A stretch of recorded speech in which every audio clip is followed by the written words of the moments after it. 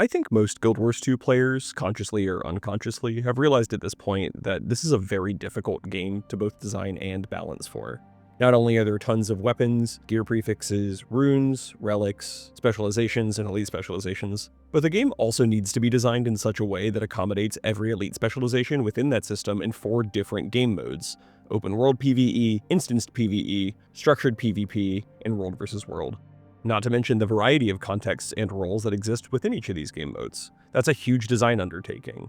But not only that, I think there's a bit of a trend where players of one mode don't really understand how the other half lives, so to speak. That's why today, I wanted to sit down and speak with Homage. Homage is a PvP YouTuber that I've been following for a while, and seeing as his content is excellent and very well presented, I thought it might be interesting to have a conversation with him about how players interact with the design of the game in PvP, and hopefully talk and come to understand how that can coexist in PvE as well.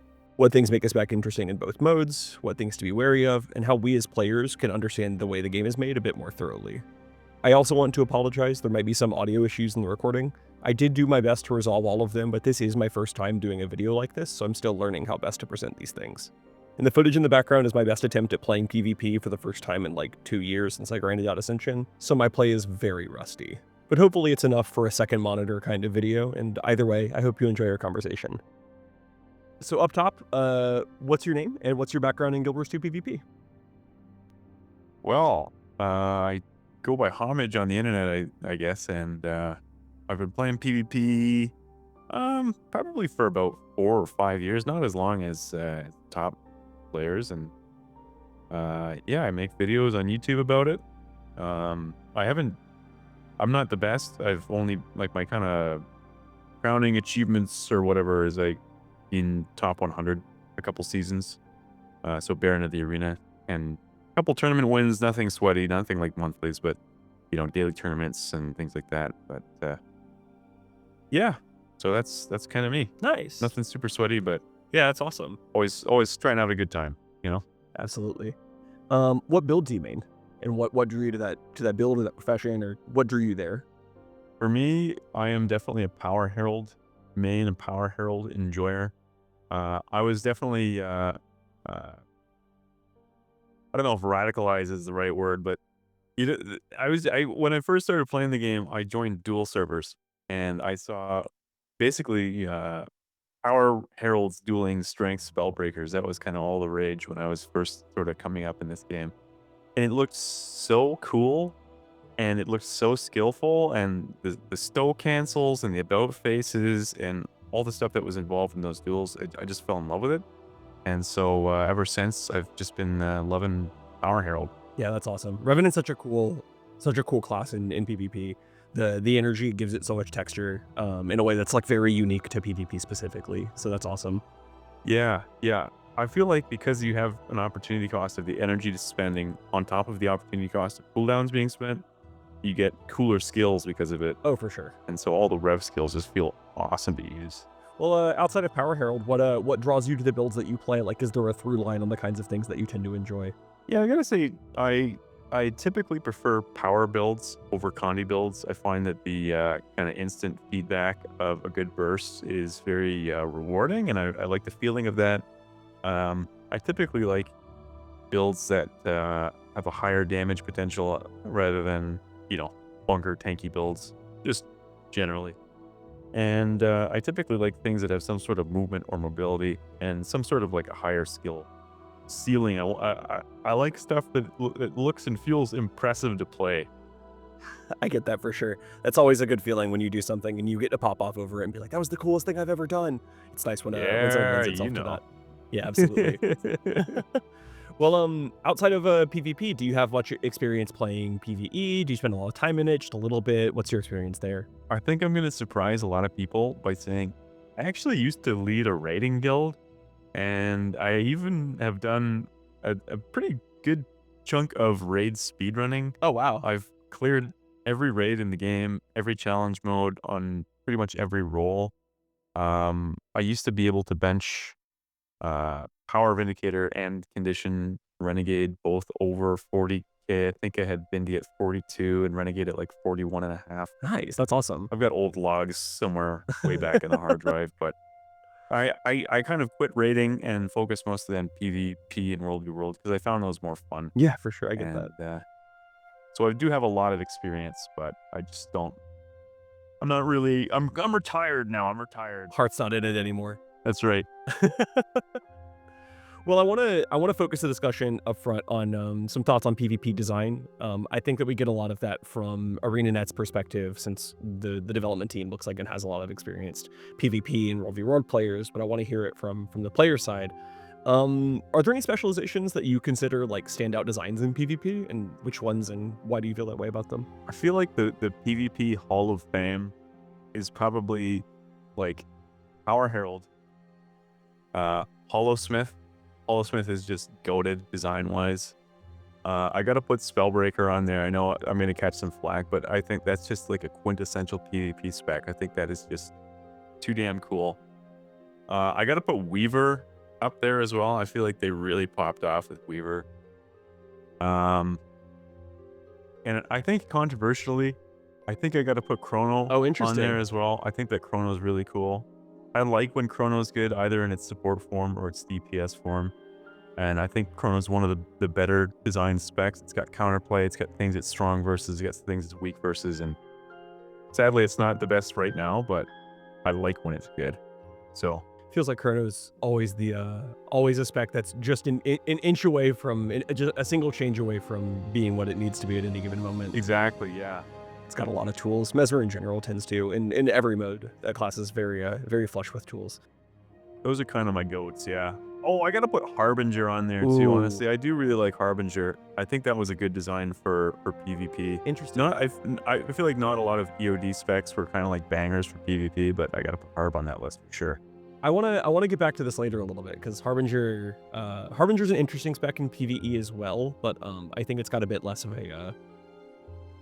a reputation in PvE as an interesting design than it might in PvP. So I'm curious to dig into that a little bit. Yeah. Are there any specs that you think were in a good space at one point and kind of aren't anymore? Like, is there a spec that you think has kind of lost its way design-wise? I think if you're talking about lost its way as in it's gotten too weak, It could be weak, or it could be, just a lack of focused design if it feels a bit less like how you think it should. yeah, so I think if it's a lack of focused design and feeling like it should, I think right now it's going to be Necromancer with, especially, I think it all kind of came crumbling down with the transfusion change, because like the sort of go-to build for Necro before that, obviously there was Conjureper, but that's its own kettle of fish, but the build to play really was dual sword Harbinger with the Demolisher amulet with the Blood Bank trait line, and that, I don't care. That build was skillful. It had counters. It was good balance.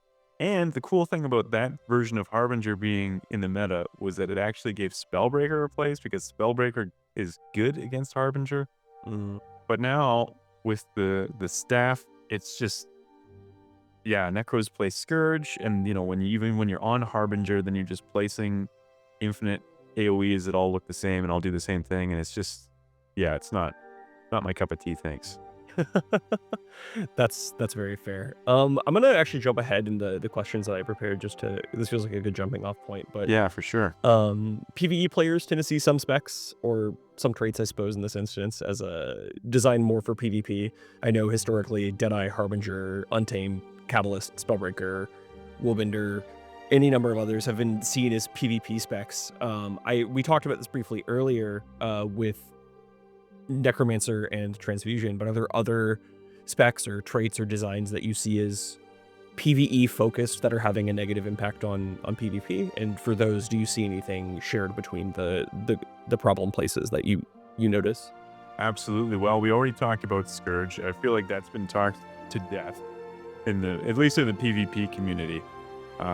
But I think sort of the general sweeping thread is that anything that places a whole bunch of AoEs on the ground that are like indistinguishable from one another. So Scourge, of course, it places a million AoEs down and you can't tell what's what. Another really bad example is Renegade, because all the Kala skills are just gigantic AoEs that mess you up. Another problem child that isn't talked about as much, but I strongly believe that Drag Hunter is a very, very poor spec in PvP for the same reason, right? You've got all these traps, just giant AoEs that are largely indistinguishable from one another. And Drag Hunter in particular just is like a noob shredder, and it just, yeah, I'm not a fan of Drag Hunter. Gotcha. Are there anything else other than indistinguishable AoEs and difficult to conceptualize counterplay that you see as other points of concern for those things, or is it mostly just things that are hard to understand at a glance that you see as particularly weak designs? You know what? I feel like when it comes to PvP specs, there's sort of some golden rules, okay, when it comes to designing a good PvP spec, okay?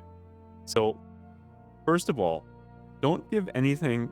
The first rule is don't give anything a pet that it wasn't designed to have a pet from launch. Like, for Ranger, all of its freaking traits, like, weave with the pet system, and they change the pets and stuff like that. Like, Ranger from day one has been all about the pets. You can't just take something random and chuck a pet on it. That doesn't work. So that's probably the biggest one. The next one I gotta say is don't make it reliant on ally targeting if you want it to be good in PvP. Like, ally targeting, I think, was a fun little experiment for the balance and design devs, but you're never gonna be able to, like, reliably target your allies in, like, large fights. So Yeah. that's gonna be my second sort of golden rule.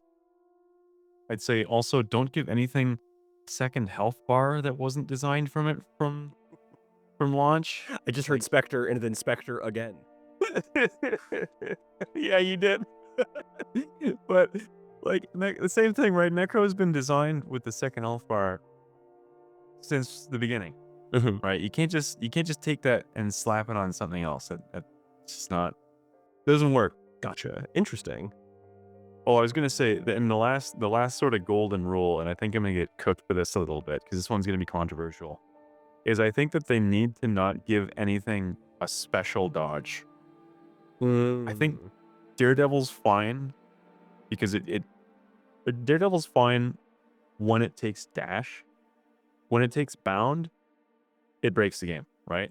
Gotcha. Vindicator, you're never gonna be able to balance it around that stupid dodge. Mirage has always been a problem child and will continue to be. Remember when Mirage had one dodge because they, Yeah. it was too difficult to balance, and I don't blame them. And so I think that's the final golden rule is don't mess with anything's dodge. And with the new specs, Or at the very least, give them a cost for accessing that newer, stronger dodge, it seems. sure, There's not really... It seems like the ones that are given that dodge are kind of just given that without any other slap on the wrist elsewhere. Yeah. And that seems pretty egregious. yeah, some sort of a cost has to be involved. But I think the best way to go about changing the dodge is just to not do it at all. Just leave the dodges alone. It's like an integral part of the game, and messing with the class's dodge is going to mess with it in PvP. Big time. Gotcha. Well, are there any specializations that you see as, like, particularly siloed in PvP, like specs that lend themselves to just one specific build? And is that a bad thing, in your opinion, or do you see any benefits from a spec being just very one note in that way? I think that there are a lot of specs that are forced to play one role, one build. The big two would be Thief and Warrior. Like for Thief, you can pretty much only play like a high damage roamer, and Warrior can pretty much only play like a duelist. I would love to see some variants for both of those specs. I'd like to see like a team fight Thief, or maybe like a support Thief, or support Warrior should be a really easy win, but I know that it's hard to balance, so. Yeah. It's interesting that even in trying to give Thief a more support spec with Spectre, they managed to make it just another roamer, but like a more durable, less invis spammy roamer, which is still fundamentally a roamer, but it's interesting that Right. Thief's core kit lends itself so strongly to that it's kind of inescapable. I really do think that the reason that they couldn't shake that is because it's got the second health bar, which is very hard to balance around. And then it's got the allied targeting, which makes it very hard to balance around. Yeah, for sure.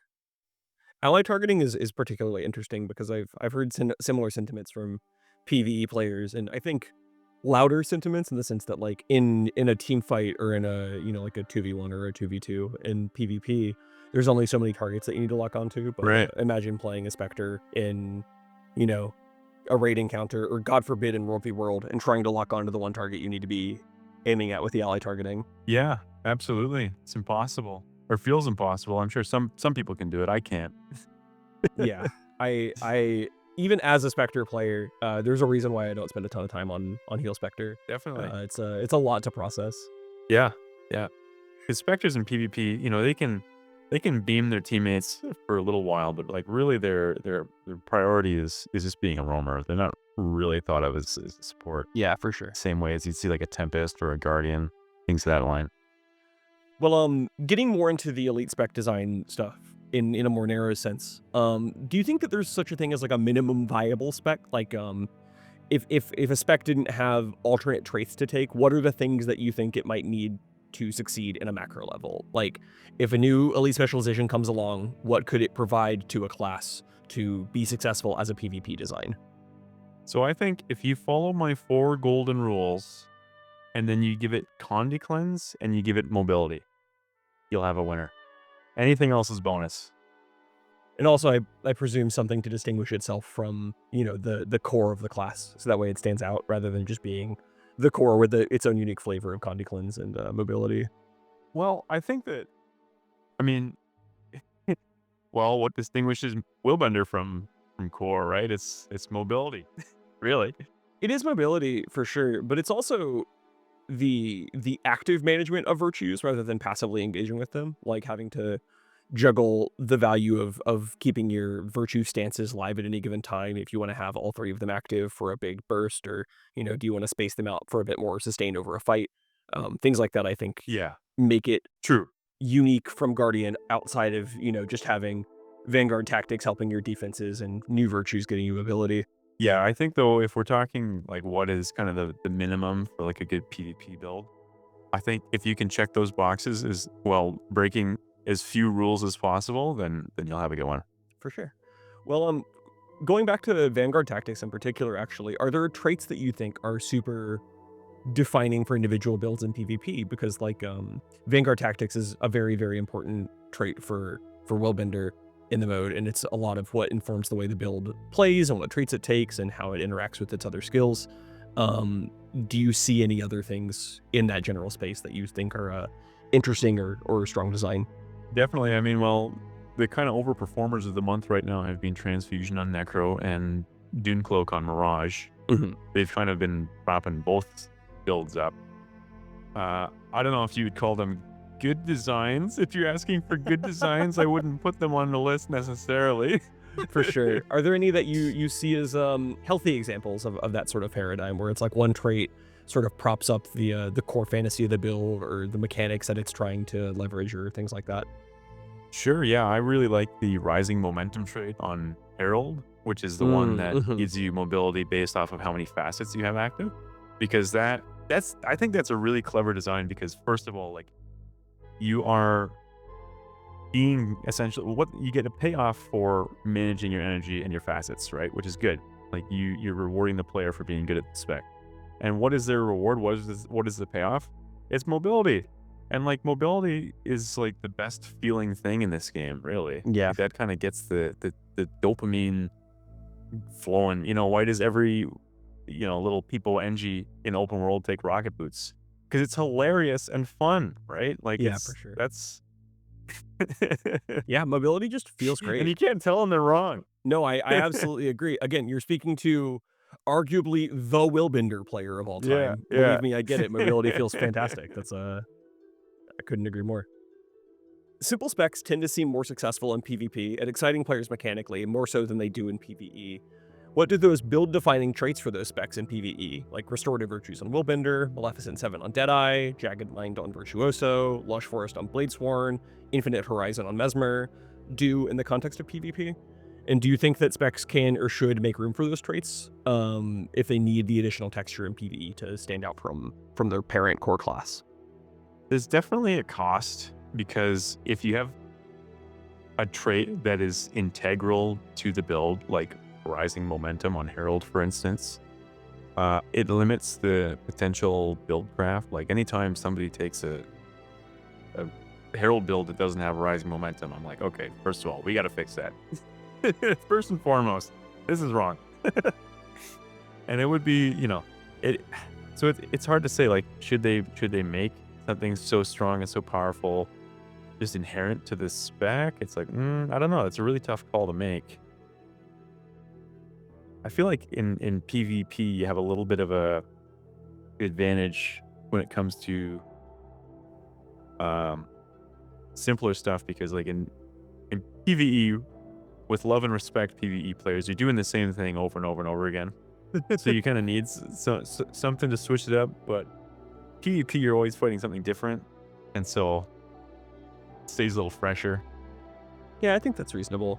I think that there's definitely some specs that seem better suited towards one mode or the other. Yeah. And I think that people that recognize that and enjoy that spec in the mode that it's not clearly made for still realize that, right? Like, I think that even the most diehard PvE, Spellbreaker, Untamed, or Willbender players are going to look at that spec and say, this spec is a spec clearly designed for PvP modes. Yeah. And that's okay. Oh, there'll always be some guy. I remember there was one guy on the subreddit before Herald even gave quickness, who was a diehard Herald PvE enjoyer, and he was kicking ass on it. I remember he would like post his fractal VODs, and he'd be like owning all the CMs, beating all his pugs and DPS. It's like, you go, man. Good on ya. Bit of a tangent here with respect to that, but I think that we've kind of lost a little bit of that with the modern design trying to make all things reasonably balanced. Part of the reason why I got good as a player in PvE in the first place was I found the gameplay fantasy of Willbender super engaging, and I wanted to carry my weight because I knew that my spec wasn't performing up to par, right? Like, this was a patch when DPS Firebrand was doing about 40,000 DPS, and Willbender was, sitting pretty at just over 36,000 at best. So I really needed to put in the legwork to make myself feel valuable, and I think that was a very fun thing to do. That's not necessarily given space anymore because so many more builds are intentionally crafted to perform at a certain level. So you really loved Willbender, but really you wanted, like, the game was saying play Firebrand.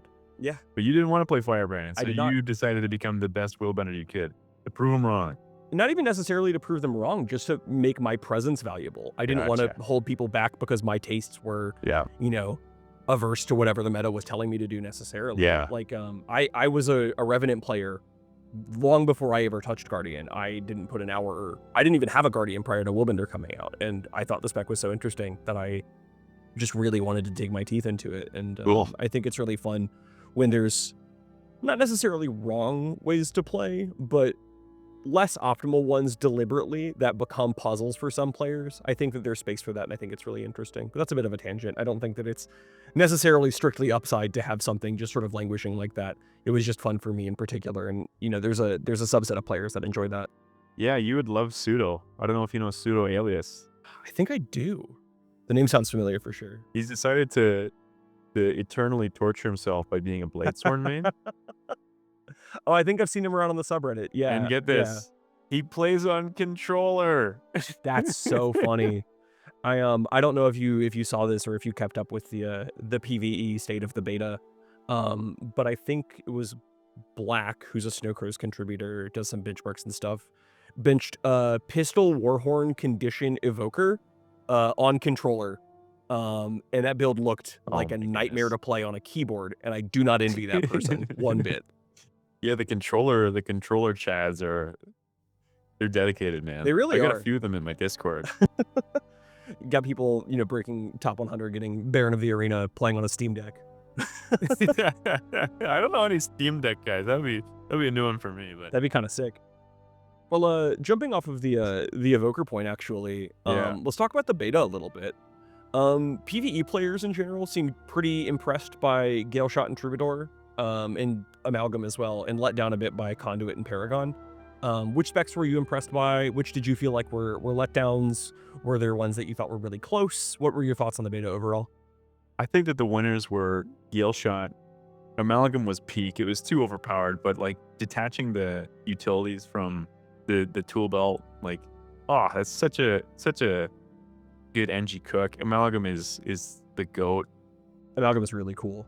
Trig absolutely cooked on a Gale Shot and Amalgam for sure. Oh yeah. I'm not an Ellie guy, but a lot of the Ellie guys really liked Evoker. I won't sit here and say, you know, if it was good or bad. It seemed very good to me, but yeah, the Ellie guys seem to eat that thing up. So yeah, I think, let me think if there was, the Necro guys really liked Ritualist. I didn't really like fighting Ritualist, but the Necro guys liked playing it. Nobody else enjoyed Conduit except me. I was the only one who liked Conduit. That's how I felt after I posted my video. I got a lot of comments that were very critical of Conduit, but I was like, the bones are there. It just needs a bit of extra help. You know, it needs some game feel adjustments, and Affinity probably needs a bit more attention to make it feel worth the effort. But I think that like the bones there are pretty good. Yeah. I liked Conduit. I feel like I was the only person on planet Earth that did. There's at least 2 of us, and we're in this video right now. We're the only ones. It needs help. I think that it's definitely potential man of the beta right now. I think that it's definitely close, but not there necessarily. Yeah. I agree. I mean, I said this in a video, but I think that something that Rev always wants is 2 legends that do the same thing. Yeah. If you're trying to make a heal Rev, you need 2 legends that are going to heal, right? Yeah. So you've got Ventari, and then you go, okay, now what else? And you're kind of stuck, right? So you've always kind of had that problem where you want 2 legends to do the same thing. And like Raza should be the ticket to that, which is exactly what you want for crafting Rev build. So I think people just need to, like, it's buggy right now. That's the big thing, is it's buggy. Yeah. But that was the case in PvE as well. A lot of players were, or a lot of the Condition Revenant players, who are a very relatively small but very diehard player base, wanted to tinker with all the versions of that build, and they seemed pretty happy with Perpetual Wisdom, but Mistfire was bugged, so that was like one of the 2 builds that would have been reasonably performant on paper, but in practice just couldn't be tested at all. Yeah, Mistfire was horribly buggy. That trait looks really cool, buggy. though. It's interesting. It has a lot of potential to give Rev some unique texture. An instant cast days in PvP, like, that was the one that I started on when I started, you know, build crafting, and it felt so good when it worked. But the issue was it was bugged, and so half of the time, no, more 3/4 of the time, it didn't work, and so you had to put it down. And yeah, absolutely. Well, one of the other ones, like, all right, fine, I'll get off the fun trade. No fun for you. Go back inside. Yeah. Come back in 2 months. Well, one of the most interesting specs to come out of the beta, I think, at least in terms of the amount of discussion I saw around it, was Antiquary. People have a lot of very strong opinions on Antiquary, both positive and negative. It has a really clear gameplay identity, is the randomness build. And as we talked about before the interview started, I have a background in fighting games, so I've seen people gravitate towards random characters and really fall in love with those. But in PvE, players felt that it wasn't durable because it was taking a lot of self-damage, and that was pretty damning. In PvP, was that also a problem? Did that feel like a reasonable like cost to pay for playing a build like Antiquary? How did you feel about that build in particular? But if you played it, playing against it, just in general? Antiquary in PvP at least was the big loser of the beta. Interesting. Nothing quite worked on it because it had no mobility and it had no access to stealth, which Thief really wants, those 2 things. Yeah. So to be honest with you, I feel so underqualified to talk about it because I really don't play Thief. That's fair. I'm friends with a lot of good thieves. Like I watched Ma play it for like hours, but yeah, I saw Xenius try and cook something, nothing. Ma try and cook something, nothing. They all just went to Antiquary eventually. Yeah. Or not Antiquary, what's the other one with the Amalgam. Amalgam. Yeah. That makes sense. So it seems like the randomness was interesting, and players wanted to try to solve problems around that, but the maybe it just didn't have enough juice to be worth the squeeze. The durability wasn't there, the mobility wasn't there, you know. Yeah. Anything in between.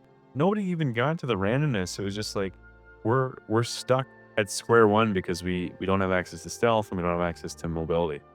So we're just kind of this stationary thing. I think it runs the risk of upending the class's core tools. Yeah. In a similar way to, like you mentioned earlier with Mechanist. You know, you're making a pet where there wasn't designed to be one. Yeah. You're putting all of this design pressure on Antiquary to be this thing that Thief was not designed to be. And like that can be interesting, but you've got to do a lot of legwork to provide it the tools that it needs to succeed. Yeah, I really like the design of it and like kind of the idea of it, but I just hope that the Thief players get like a real spec and not a meme spec that doesn't ever go anywhere. Yeah. I feel for you, Thief bros. I think that there's room for it to be a bit of a meme, but also it needs to do some things that are legitimate and justifiable rather than just being the goofy spec. Yeah. Agreed. Outside of Antiquary, were there any other parts of the beta that you felt were most in need of change outside of balance? Because obviously that's got to change, but like anything in the design that you think is a bit lacking right now? Anything in the design that I think was a bit lacking. Oh, wait a minute. Now that you have me thinking, I freaking loved Luminary. If I can go back and add one to my list of things that were awesome. Yeah, absolutely. Dude, Luminary was sick. Luminary was my favorite Guardian spec of all of them so far. How did you feel about the Shroud? Because in PvE, people felt pretty let down by the fact that you're pretty much only wanting to engage with one, at most two weapons, and you get penalized for using Shroud too much. How did you feel that played out in PvP? Sorry, using what too much? Oh, your weapons in Shroud. Your weapons in what? Shroud. Oh, you're talking about Forge. Oh, yes. Okay. Thank you. You mean to say that? Thank you. I had this in my video. It should be Radiant Forge. You are literally forging weapons. It's right there. I know, right? Why is it Shroud? It doesn't behave like a Shroud. It doesn't give you an extra health pool. It's not a Shroud. It's not. Dude. ArenaNet. I love you. Y'all are doing great work. It's not a Shroud. Everybody was so dooming on Luminary, like, oh, they're gonna give it another health bar. This is gonna be so bad. And then they're like, no, it's just like this the spiritual successor to Hollow-Smith, and everybody like rejoiced. It was like a sigh of relief. I loved Luminary, so cool. But yeah, it's a Forge. It's not a Shroud. Let's be real. I completely agree. What about it was engaging for you though? Like I said, the Forge, the Shroud in PvE ended up feeling like it was penalizing you for trying to use it too much. Did you feel like that was a worthwhile cost in PvP? What were your overall thoughts on the kit? What traits did you think were really engaging? Did you see anything lacking about it? I feel like in PvP, you didn't really get the feeling of being penalized for being in Shroud too long. I feel like it just felt like, being in Forge too long. So that wasn't super felt by the PvP players. I thought the Sovereign of Light trait was like the most impactful, where the light auras detonate. And that was kind of like the big banger that most people were playing around. But the other thing too is that like Sovereign of Light made so many combos available to you that were like so fun and so satisfying. Like you did the what was it? I think you do the 3 in Forge for the light field, and then I think it's the 4 to leap through it, and then you arrive with the Amob and then the Sovereign of Light proc. Like, oh, it was so good, man. And then you do the 2 afterwards. Oh, it was so satisfying, man. That was probably my winner of the beta, was Luminary. I loved Luminary. Gotcha. That's awesome. That's super interesting. In PvE, it was it had solid bones, but I felt like it needed a bit more attention. But it makes me really happy to hear that the spec was, firing on all cylinders in PvP. That's always a good sign. Yeah, it was. I thought it was really cool, and I'm always for like specs being able to fill like a variety of roles. And there was a roamer Luminary build that was played, and it was kind of like a fun meme. But like the real Luminary style that was like really popping off was a duelist, like a side noter. Oh, interesting. So fun. And like Guardian, like, okay, if you want to play a roamer on Guardian, you have Wilderness, it's right there. But like there's not really a good Guardian side note. Like you got like Bunker Dragon Hunter builds, but nobody wants to play that. Yeah. So Luminary was goated, man. How did you feel about Luminary as a support trait line? Because I remember people talking about it being a reasonable support build in PvP. Initially, when they heard it still had the core Guardian virtues. Do you think that it has the bones to succeed on that, or are you still better off just taking Valor, Virtues, Honor, and just supporting that way? I didn't see anybody cook that up.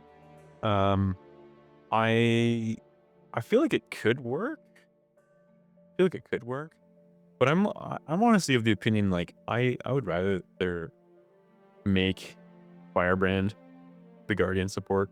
Yeah, that's for sure. Maybe that's a hot take, but it's like if anyone's gonna buff Luminary to be the support or Firebrand to be the support, I'm like, just give it to Yeah. Firebrand. Yeah, that's totally fair. It seems like Firebrand is definitely a class that has fallen in and out of favor in PvP. I've seen it do reasonably well. I've seen it kind of just, be eclipsed by Core Guardian. So I definitely think that it would deserve its home the most in that sense. Here for the steaming hot take of the century, I don't Ooh. think it's as bad as people say it is in PvP. Interesting. I remember seeing it be reasonably successful. I think I saw some, like about a year or so ago, I saw some French teams taking it to a monthly automated tournament. Yeah, Looked pretty successful. it's not that bad right now.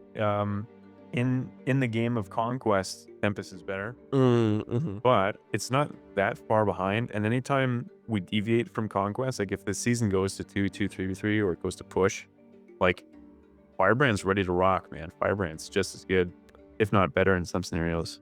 What do you think makes a Firebrand compelling or competitive relative to Core Guardian as a support? Because Core Guardian has a lot of tools. What do you think Firebrand does that makes it better? Well, Firebrand's just got like more meat on its bones. It's got kind of more things it can cast. Like Yeah, that's for sure. PvP is sort of like a big game of rock, paper, scissors. Different things are going to counter different things. And like, to give you an example, right? If you've got some projectile-based class on the enemy team, then the Firebrand is going to be able to shut that down harder than the Core Guardian. Yeah, you get free access to the projectile bubble. Yeah. Exactly. If you are up against some CC bot, like, Mace, Hammer, Warrior, then Firebrand's going to have more abilities, opportunities to shut that down as well. So it's gonna win more games of rock, paper, scissors than Core Guard is. Interesting. So it's less polarized and more of a broad answer to an unknown field. Yeah, I think so. Interesting. I like it. I feel like it feels interactive to kind of weave in and out of the tomes, and this guy's doing this. Oh, I've got an answer to that in tome 3. Oh, this guy's casting from up on top of a ledge down on my team. Oh, I've got an answer to that in tome 1. I'll pull him off the ledge. Like That's super cool. feels like a thinking man's spec, and Unlike Willbender, who is not for thinking people whatsoever. yeah. No thinking, just doing. Judge's intervention, Sphere 5 works every time. I love advancing strike into Judge's intervention, hit the CC, and then you just blow someone up, switch to spear, nuke them immediately. Oh, it's so good. Yeah. It's like that episode of The Simpsons where Bart and Lisa are playing rock, paper, scissors, and Bart goes, Good old rock. Works every time. Poor foolish Bart always throws rock. Poor foolish Pixel always casts crashing courage into Judge's intervention to start a fight. That's really interesting.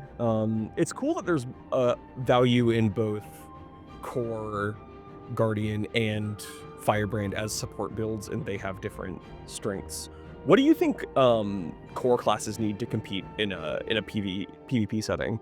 There needs to be some reason to equip 3 core trait lines and not one of the elite spec trait lines, like for Rev, for instance, right? Like, you're really doing yourself no favors if you're not taking one of the elite spec trait lines. Like, they're just simply better than the any of the core spec trait lines. Especially because it kind of goes back to the problem that you mentioned earlier, where with Rev you want 2 of the same legend. You'd really want 2 of the same trait line, but you end up really just being put on like a Retribution or Devastation for a power build, and then Invocation, and then your elite spec, because you're not really going to be able to get value out of all 3 at the same time. Yeah. I think that they were on sort of a crusade once upon a time to make core specs more viable in PvP. I think that was kind of an experiment that kind of came and went for the most part. Like, there are good core specs. You can play Core Guardian, you can play Core Ranger's actually not terrible. It's playable. Core Necro is actually like a meta spec. Oh, interesting. I guess it means that you don't need to trade one of your trait lines to bring blood magic for transfusion, so I suppose that makes sense. Yeah, that's right. Yeah, transfusion's good enough to play. Pretend transfusion is your elite spec and just start cooking people. Yeah, yeah. Core Engie, actually, with the Tyrant Amulet and the Spear, was a meta build for a long time. It's probably like an A tier build at this point. Oh, cool. So there are definitely like core builds that work, but not on every class. The other thing too is, you talk Rev and it's like what even constitutes as core? Really? Because it came with Herald. Like really Herald is core Rev, you know? It's funny that they kind of had to retroactively make a core spec underneath Herald Yeah. to justify its presence. Yeah. And that's coming from somebody who actually enjoys core Rev. Like the F2 on core Rev is fun because you can get like an unblockable Jade Winds like on tap really easily. Yeah, absolutely. But like at the end of the day, it's just you would be better off playing Herald. Yeah, it really feels like the winners are the core specs with the broadest toolkits, because then you have a higher likelihood of any individual trait line tapping into something that you want to be doing that is powerful at any given time. Right. It's something that I've noticed from following the progression of core specs in PvE, is that it seems like it's not something that ANET is necessarily angling at ever, but as they improve more builds, you are more likely to have 3 trait lines that do anything of value for you. Like in PvE, core thief with axe is actually quite powerful, Yeah. because Shadow Arts ends up giving you a bunch of stealth access that the other specs don't really have access to. So you end up being able to be reasonably competitive on a core spec that you might not otherwise be able to keep up with. Yeah. As we're talking, I keep thinking of more core specs that are good. And you said core theme, and that was one of the ones that I thought I was. Yeah, that's another good one. So yeah, there are a lot of core specs that are A or B tier for sure, and one core necro which is S tier. So Well, it's transfusion that's S tier, and it's propping up everything else on necromancer. Yeah, honestly true. Are there anything that you want to communicate to the PvE side from the PvP players? Anything that you think needs to be said there? Any questions you want to ask, or any talking points you want to go over? I feel like I'm not on a separate team than the PvE folks. I don't mean to make it seem like you're on a separate team so much as I'm curious if there's an olive branch that can be extended from one culture to another, because I've mentioned this a few times, but the Guild Wars community is a bit more fragmented than other communities. Yeah. And not necessarily a bad way, but I feel like the PvP players don't know what's going on the PvE side and vice versa, and what one side's concerns are relative to the others. I do agree with what you're saying. I think that PvE players just don't be scared of a little PvP. I agree. You can always block somebody if they're being a jerk. There are jerks in any PvP game. But I've played a bunch of PvP games. The jerks in Guild Wars aren't all that bad. Just jump in, find something that you enjoy, find some guides, find some streamers that you like to watch, and maybe join a PvP guild if you can. There's lots of fine folks in those things that can help you out. Yeah, I completely agree. You're more likely to enjoy the learning process if you're doing it around people that you enjoy being around. Yeah. If you're not enjoying PvP, it's not because PvP is flawed. It's because you haven't found people to play PvP with, I imagine, for a lot of players at least. PvP has its flaws. Don't get me wrong. Well, for sure. I don't mean to say PvP is flawless, but I don't think that it's fair to say PvP is intrinsically flawed. Yeah. Because I don't necessarily think it is. It might have flaws that change with the seasons. But yeah, I think that it's probably worth dipping your toes in and seeing if you enjoy. Well, thank you for having me. It's been a pleasure meeting you. I've actually been, I think, reading your stuff on Reddit for like years at this point, and then I've definitely been making posts for years. It was very funny at the ArenaNet PAX party. Roy introduced me to someone and was like, "This is Pixel. You'll know them from the really long Reddit posts." And I was like, "That sure is me." Yeah, it's like you're really a perfect fit for making videos. I appreciate was it. really, Thank you. when your video came across my feed, I was like, yes, this is a good fit. Like this is This is correct. It's funny. I feel like a lot of people make videos because they want to make videos. I started making the videos that I did because I realized I can't keep asking people to read my increasingly long posts. It's a much easier value proposition to tell them to put me on a second monitor while they're doing their meta events or whatever. Dude, and like video essays are popping on YouTube Oh, right for now, sure. and nobody's making them for Guild Wars. I'm like crying over here. I honestly think that Guild Wars is a game that I, at least personally, find more interesting to talk about than watch people play. I really enjoy engaging with this game on an intellectual level, Oh, so many people do. much more than I want to watch it on a second monitor. I think that the game is really interesting to think about, and even for people that don't engage at the levels that you and I do, people that aren't necessarily super tapped into game content in PvE or running the automated tournaments in PvP or whatever. Oh, I think that even those players spot on. get some value. No, you are spot on. There's tons and tons of people like that, and it's an incredibly underserved audience for Guild Wars. And I just know that you are going to do amazing on YouTube. You're going to kill it. I'm flattered, man. And I Thank mean, you. I appreciate it. you're a lot. already off to a great start, aren't you? Yeah, almost 300 subs after 3 videos. I hit 1,000 Oh, watch man. hours a few days ago, which is crazy. Beautiful. Well deserved. It's extremely well deserved.